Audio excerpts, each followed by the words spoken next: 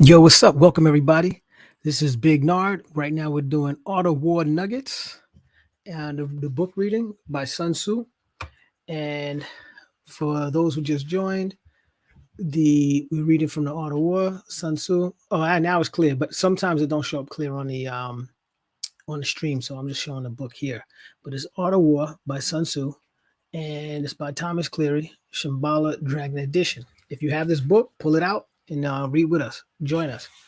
So we're starting back where we left off, and as I go through, I just basically read what Sun Tzu says, give you my Bernarderisms, my commentary, and then we read what the other warriors or in generals of that time said. Now the time period is 500 BC, which is about 2,500 years ago. All right. So ancient words, they're very wise, and let's get into it. All right, so let's get started. Start with the first reading. We're on page. Oh, did it come through? Sorry about that. Just give me 1 second. We're on page 1. Oh. Well, we're on chapter 7. We just started chapter 7, so we finished the last nugget. We finished chapter 6. We're moving into chapter 7, and let's get started. Right, so we're on page 114, and the openings statements start with Li Kuan. So Li Kuan, and this is about armed struggle. The chapter 7 is based on armed struggle. So Li Kuan says, struggle is pursuit of advantage. Once emptiness and fullness are determined, one may then struggle with others for advantage. So that's Li Kuan. And then Wang Ji says, struggle means struggle for advantage. Those who get the advantage are thereby victorious. One should first determine whether to use light or heavy arms and assess whether to approach indirectly or directly, not allowing opponents to take advantage of one's toil.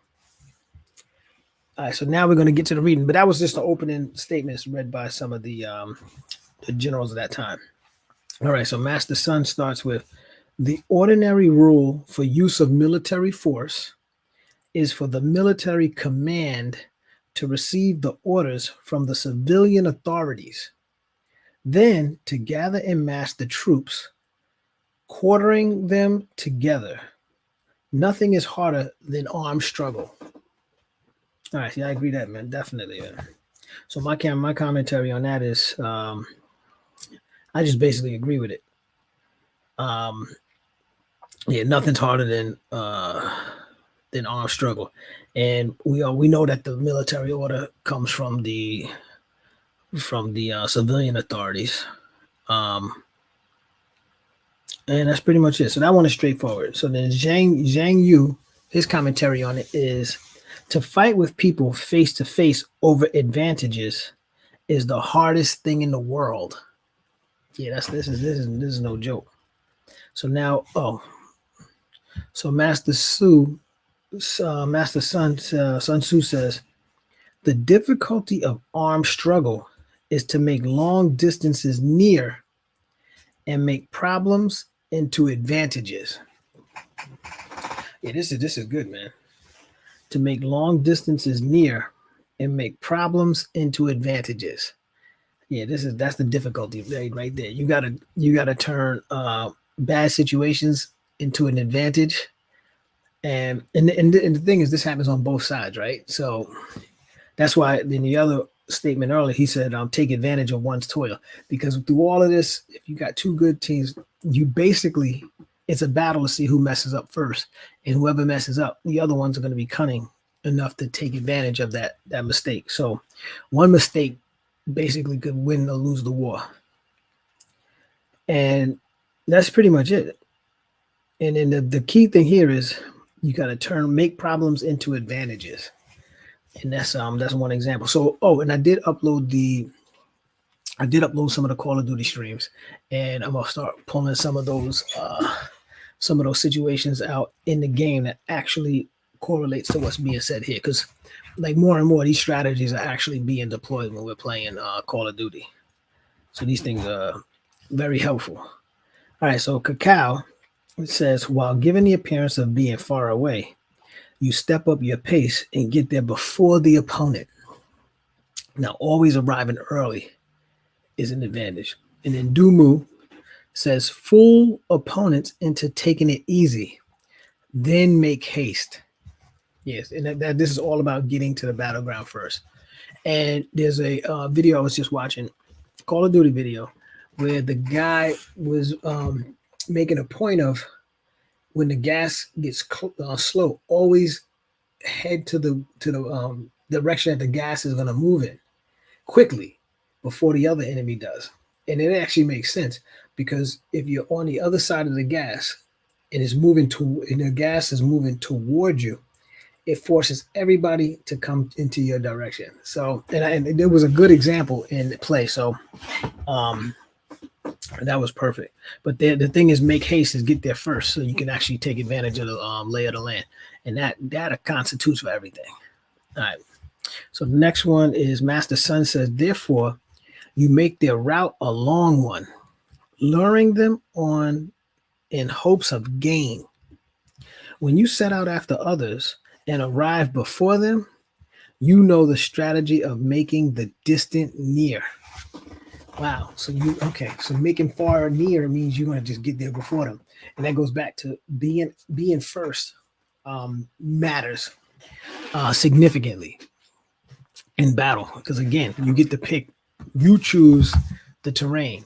And that's why it says always have them come to you, never go to them. Because whoever's coming into the territory of the others, they are actually at a disadvantage. But if they do obviously, if they come and be unfathomable, then they also gain the advantage. But it's still a disadvantage when you're on other people's territory. All right, so that's the gist there. So let's move to the next one. Oh, no, we're here. Did I just read that? Therefore, you make their route a long one. Luring them on in hopes of gain. When you set out after others and arrive before them, you know the strategy of making the distant near, which I just made the commentary on it. I just didn't even realize I I read it. So Jialin says, when the opponent really has but a short way to go, if you can lengthen his road by sending him on a wild goose chase, you can mislead him so that he cannot come to you. To you to fight. And then Ho Yang-ji said, you use a special squad to lure the opponent on a wild goose chase, making it seem as though your main force is far away. Then you send out a surprise attack force that gets there first, even though it sets out last. So that's pretty interesting. So they're just basically saying use deception, make it seem like you're far away, but be near, like make sure you get there. And so he's saying, I like that, because the surprise attack is always the key thing. Like the key takeaways: surprise attack, arrive first, lay of the land, take the advantage, look for the gaps, any weaknesses you see, you attack the weaknesses. So you can never defend, because you always you pick out the defenses that are weak, and then you attack the weak. You attack when they're empty, when you're full. This is good stuff, man. So then Yo Hang-ji says you use a special squad to lure the opponent on a wild goose chase. Dude, that is too cool. And it makes, like I said, it seems that your main force is far away. Then you send out a surprise attack force that gets there first, even though it sets out last. That's cool, man. All right, so now let's go to the next one. And Master Sun says, therefore, armed struggle is considered profitable, and armed struggle is considered dangerous. Now, it's funny because war is profitable, right? According to stuff that I've read. Like I didn't tally up anything. I'm just basing it off of what I've read and heard. Um, especially when I was reading the people who finance wars, and they normally finance both sides, right?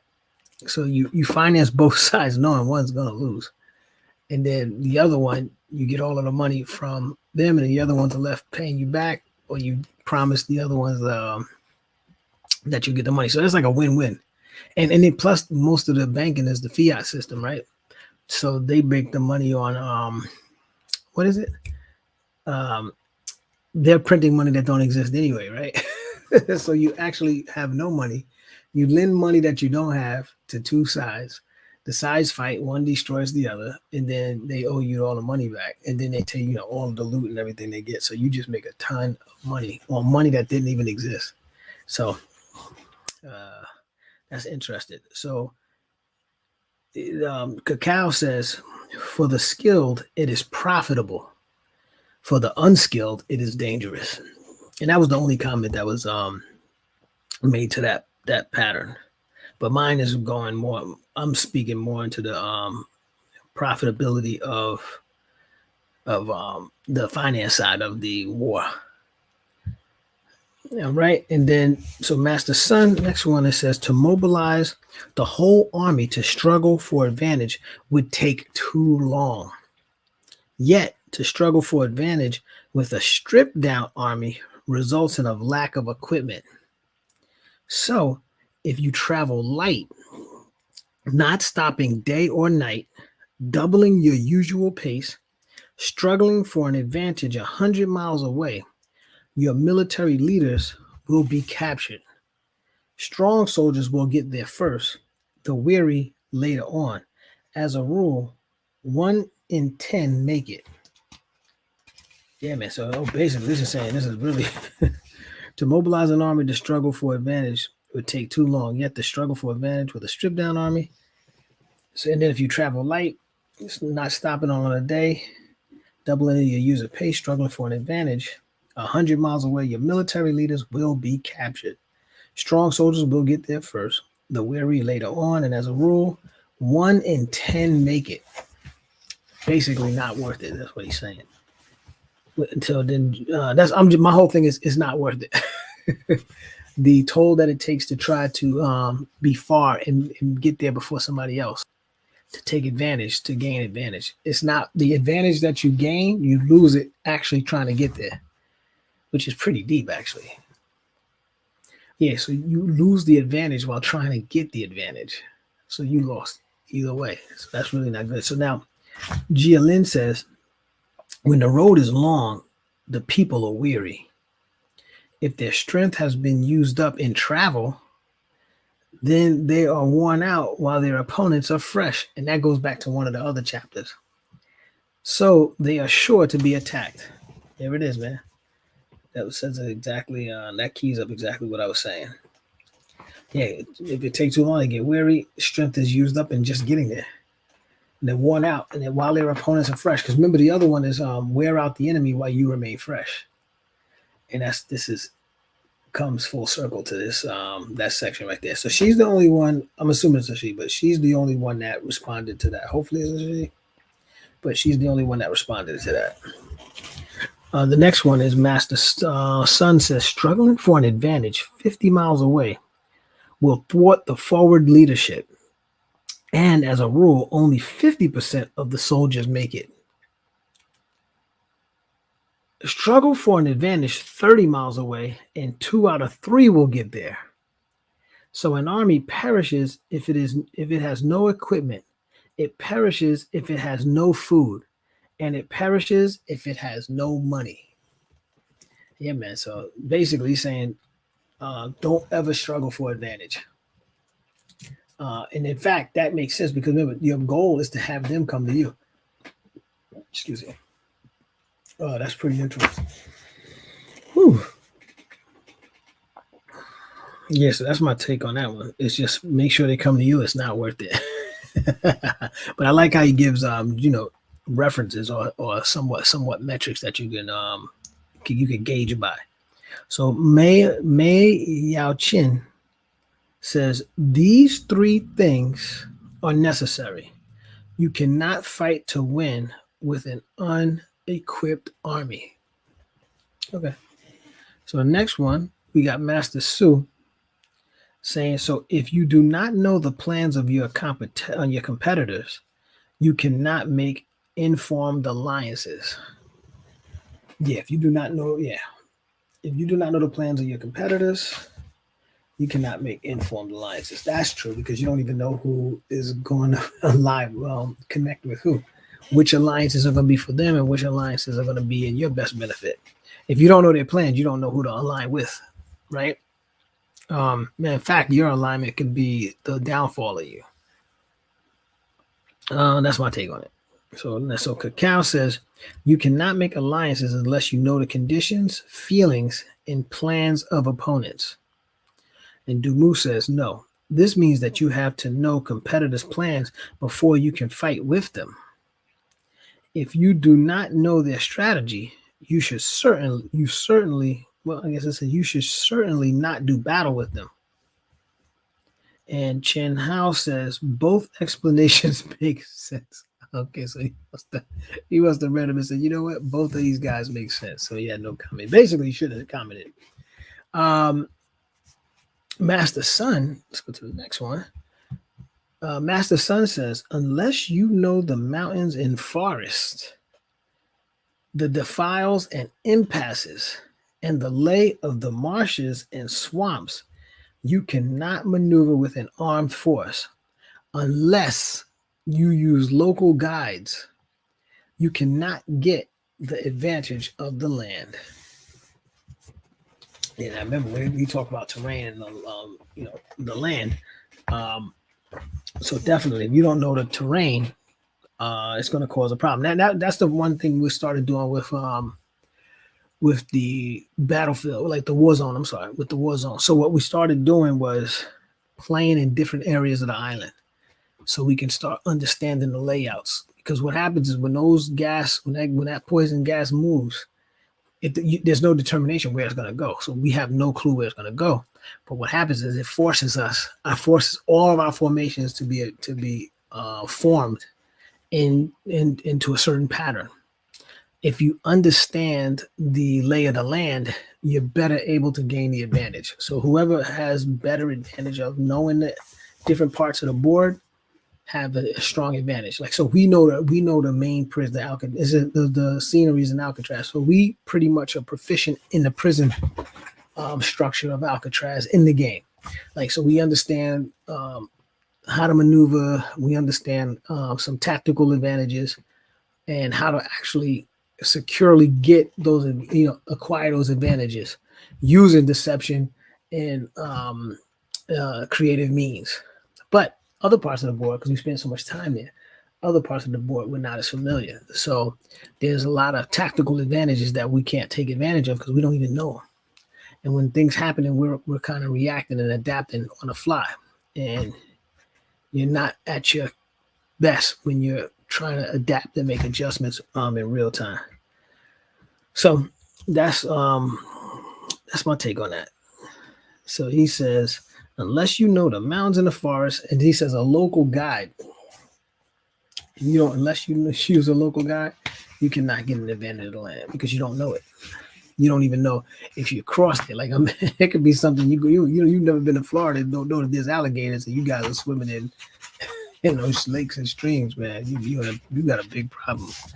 All right, so now Lee Kwan's response is, when you go into enemy territory, you need local people to guide you along the most convenient routes, lest you be hemmed in by mountains and rivers, get bogged down by swampy ground, or lack access to springs and wells.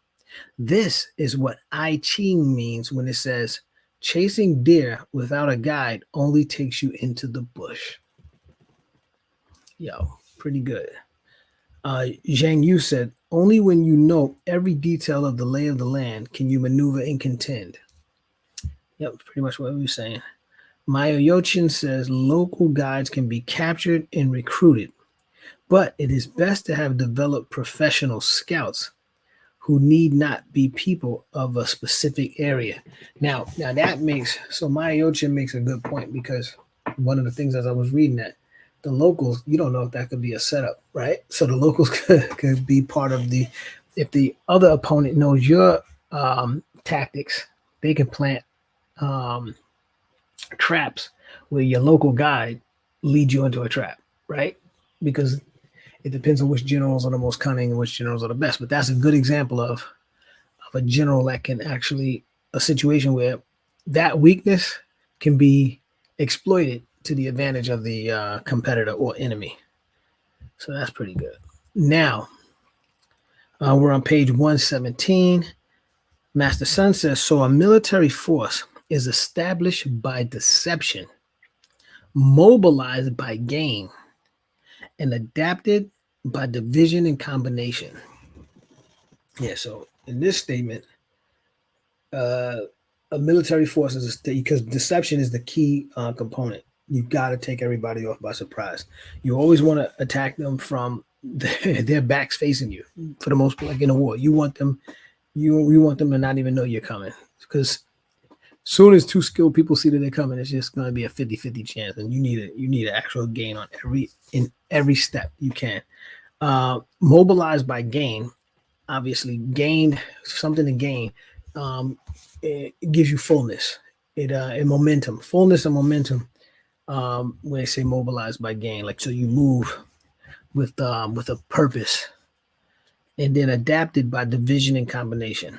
So division and combination, you adapt that key component. That's why I said all these words are specific. So you adapt it by division, which is dividing the enemy, and then combination is being having your groups work together. That's my take on it. So let's see what Dumu says. A military force is established by deception in the sense that you deceive enemies so that they do not know your real condition, and then you can establish supremacy. It is mobilized by gain in the sense that it goes into action when it sees an advantage. Dividing and recombining is one to confuse opponents and observe how they react. So you then, so that then you can adapt in such a way as to seize victory. And then Dumu is the only one that responded on that. All right, so that's pretty good. So we're on to the next one. So now Master Sun says, therefore, when it moves swiftly, it is like the wind. When it goes slowly, it is like a forest. It is a rapacious fire, immovable as mountains. Oh, yep, I just want to make sure I followed that. Wow, man, it's swiftly like the. Therefore, when it moves swiftly like the wind. When it goes slowly, it is like a forest. Like you don't even see it move. Wow, like you can't see it moving. And it is rapacious as a fire. Now, rapacious, that, you know what? Let's go. We got a vocabulary word to look up. Let's see what rapacious means if I can do it in 30 seconds or less. Let's look up rapacious. Rapacious definition. Let's see, because I don't know what it means. Okay. Excessively greedy or grasping. It's like, okay. All right, that makes a lot of sense. I didn't know what it was, man. So rapacious is excessively greedy. Well, basically, it's being greedy. So therefore, when it moves swiftly like the wind, when it goes slowly like a forest, it is rapacious, greedy, consuming, basically, as a fire, immovable as mountains. Man, and that, like, man, that's pretty heavy. So my take on that is, when he says move swift like the wind, obviously he says move swiftly, and all the movement should be precise and effective. And when it goes slowly, it's like a forest. That means immovable, you can't see. Immovable, imperceptible. It is rapacious as a fire. You consume the enemy in the attacks. You execute and you eliminate the threat or the enemy as fast as possible. And then you become immovable as mountains. Like, so when you come, that's it. You can't be stopped. That's my take on it. So let's see what Li Kuan said. It is swift like the wind in that it comes without a trace, and withdraws like lightning. It is like a forest in that it is orderly. It is rapacious as a fire across a plain, not leaving a single blade of grass. It is immovable as a mountain when it garrisons. And then, the garrison is when they stationed. All right, that's cool. So let's see what Yang Ji says. It is swift as the wind in the speed in which it rushes into openings. In an opening, I'm believing is a weakness in defense, a gap in the defense. And Dumu says it is so fiery and fierce that no one can stand up to it. That's the fire, like you coming in and you just decimate the whole the enemy. So Jia Lin says when it sees no advantage in action, it remains immovable as a mountain, even though opponents try to lure it out. Okay, I like that concept and that tip. All right, so you know what I'm gonna start doing, because like I said, this is me also training. Remember, I'm practicing. So this whole exercise in this book also pertains to me practicing. So what I want to do is, now that I'm doing this and I'm seeing it, I need to make it a little more interactive. Do we have anybody in the chats? Let's see who we got in the chat, man. Who we got? Let's see. Just want to make sure. All right, cool, man. So the chat's a little clean right now. but I definitely want to get a little more engaged to get feedback. So like in the chat, if you're watching this video, you're hearing me, put your concepts in, even throw your Euroisms, like your name with the isms in it. Put your name and then add isms to it. And then we want to hear what you have to say. You agree, disagree, what do you think? Give real life examples of some of these situations. Definitely interested. I'm interested in hearing, I'm quite sure everybody else is. So definitely get in the chats. Let's get involved. I do want to make it a little more interactive. I'm just thinking about that now. Like I said, that's why I'm testing. So what we'll be doing is I'll be doing like a pause every few minutes to just, probably a couple times just to say, hey guys, or guys and girls or whatever, what do you think? Give me some comment. And this is just, if you're watching it, I'm talking to you.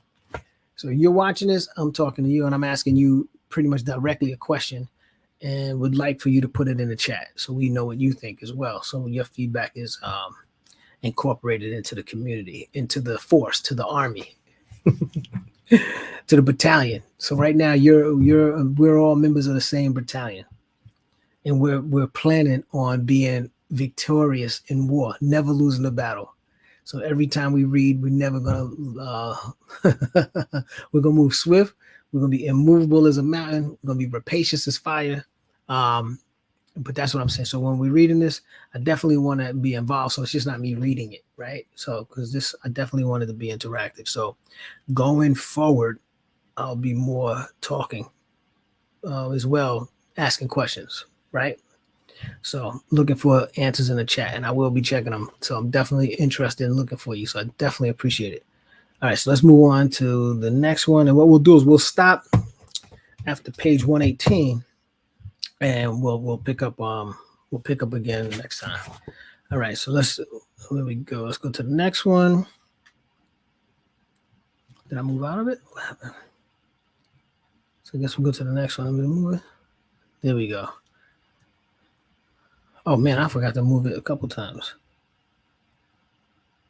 That was it. Okay, that was it. All right. So Master Sun says it is hard. It is as hard to know as the dark. Its movement is like pealing thunder. Okay, lost on that one. But it is hard to know as the dark. Its movement is like peeling plunder. So that one I'm at a loss. And I know that he's, because most things are cumulative, so I know that he's talking about trying to get gain by division. So it is hard to know as the dark. I'm just going to take a jab at it. Being hard to know as the dark is that you would not be able to tell, or they will not be able to tell. Its movement is like pealing thunder. And the pealing thunder might be when, by the time you hear it, it's like a loud rumble, and because this is 2,500 years ago, so you're talking about horseback, people on feet. They don't have airplanes. They don't have like vehicles that are like quiet, right? So when that thunder must be the thundering of horses. That's my take on it.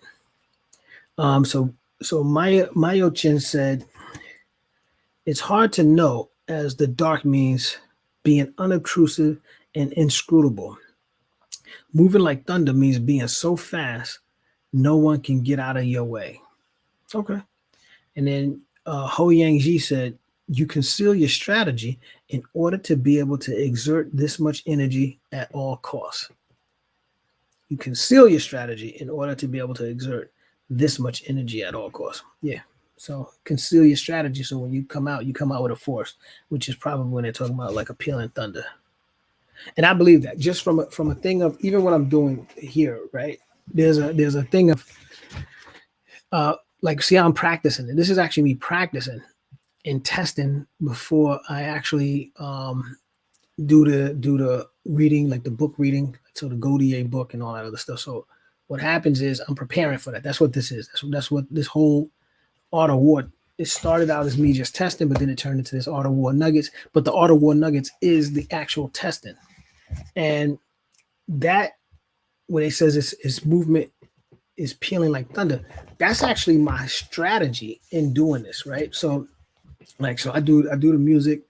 I got a game that I'm coming out with. Do like so I said, do the music, got a game, got a book.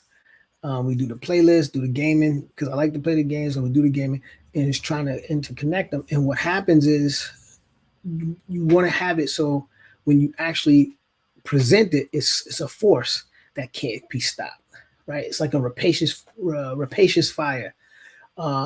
Soon as I'm ready, all of this feedback that I get and everything that I do, first of all, reading this book is actually beneficial, just actually reading the book itself. So I'm learning, I'm reading, I'm learning, we're reading, we're learning, and we're also in like that, this thing here is actually a tactic that I'm trying to deploy without even realizing it. This is exactly, you want to move like thunder, you want to be swift. And you do that by preparing. Remember, they talk about the assessment. So these are the things that's happening here. So what this is. This is that assessment process. So when I do release things, they'll be effective. I'll be better at. I'll be better skilled as a trained warrior to execute effectively. And that's what this is. So what we'll do is we got one more. Let's go to the next one. This is going to be the last one before we move out. So Master Sun says, to plunder a locality, divide up your troops. To expand your territory, divide the spoils. That's a tough one. That's hard. That's a strong one to end on, man. To plunder a locality, divide up your troops.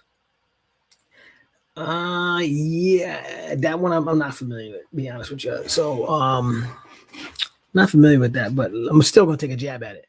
So what I think he's basically talking about is if you're doing a locality, the reason why you want to divide your troops is so you can keep everything, because it's a locality. So it's like locality, I'm assuming, is a non-militaristic state that you're in, right? Like, so maybe you're conquering, or you're passing through areas, and when you're plundering, you go through to feed your troops. Like, I mean, that's when they said, don't leave with a lot of food. Get your food as you're moving on. So basically, this plundering that's what they're doing, right? So you supply the army with everywhere that you pass through. This way, you don't have to carry all of these provisions with you, which goes back to the first part where it says it wears you out. And then a warrior with no food, with none of this, is you're sure to lose. This is how you prevent it. So you roll light, you move, and then you gather all your resources and everything. Hey, okay, what's up? What's up, Plato? I don't know what that for. It must be a bot. Hey, so but you move with force. And so to plunder a locality, divide up your troops, expand your territory, divide the spoils. And expand the territory is dividing the spoils. That part I don't know. So I'm assuming that is assuming that's like you sharing with the people you conquer, take over. You share in that because you're not gonna decimate the environment. You got the sharing what you accomplish. I don't know, but I'm assuming that they share with the people they take over. Let's see what Zhang Yu says, because right now I'm not clear on it. I was just throwing a shot in the dark. All right, so Zhang Yu says the rule for military operations is to feed off the enemy as much as possible. Okay. However, in localities where people do not have very much, it is necessary to divide up the troops into smaller groups to take what they need here and there, for only then will there be enough. And then, as for divide the spoils, this means it is necessary to divide up the troops to guard what has been gained, not letting enemies get it. Some say it means that when you get land, you divide it among those who helped you get it. But in this context, I suspect this is not what is meant. Okay, so it's similar concepts to where to what I was thinking. So that's it. Listen, whoa, wow, all right, so we're 3:36. Again, thanks for sticking around. And I'm not gonna say sticking around, but thanks for the reading. Happy that you were here, that you're still here, and just want to give my little shout outs. Want to say in regards to the Call of Duty, actually uh, check me out at Twitch TV, Big Nard 007. Watch us play Call of Duty. I'm gonna start more speaking on the Art of War while I play, and then try to, like I said, capture the video because didn't realize they're interconnected, right? So the game I played is interconnected. So remember, check out drboycewatkins.com. I think they're doing a documentary. Definitely check out this documentary. I think it's B1 the movie. Just released it. Well, it's in the process. So there's a movie that they got coming out, B1. The what is it? Yeah, B1 the movie. So check that out. When it, just be on the lookout for it. I'll definitely be mentioning when it comes out, and check out drboycewatkins.com. Then in regards to the gaming, we got Gmaculate Gaming. Definitely go to gmaculategaming.com. Check them out. And when you watch Twitch TV, you watch me on Twitch, these are the guys I'll be playing with. So you'll most likely run into Dr. Boyce or GMAC while we're playing on the squad. Remember, go to godier.com. Check out what I was telling you about. Book, the games. All that would be, check out godier.com, check out the blogs, give me some feedback. I want to keep keep me in the loop, keep you guys in the loop. And anything you can share, definitely appreciate it. And that's pretty much it. You guys want to join us, and when we're playing, we're going to be doing big games, man. So this Activision game tag, if you have Call of Duty, because the Call of Duty Warzone is free, right? So if you have a computer or Xbox or PlayStation, any console games that are major games, you can actually it's free, so you can download it and you can join us. And that's pretty much it. So I want to say, hey, thanks, good night, good evening, good afternoon, and good morning wherever you at, because right now it's almost 6 in the morning. I'm still up. I don't know why, but I'll be doing this every day, but eventually I'm gonna get to some normal times when we're doing these. But again, I appreciate you. Hope to see you the next one, and have a great day. Take care.